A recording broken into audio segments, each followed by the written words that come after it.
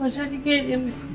ایشون مادر پدر حالتون خوبه؟ هیچ وقت نیست حالا خودشون بدم انشالله که خیلی آرزو داشته که شما پدرشون سنگین خدا میشه همیشه شما رو خوشحال انشالله همیشه خدایا قربونت برم چه سعادتی نصیب ما شد امشب قربونت برست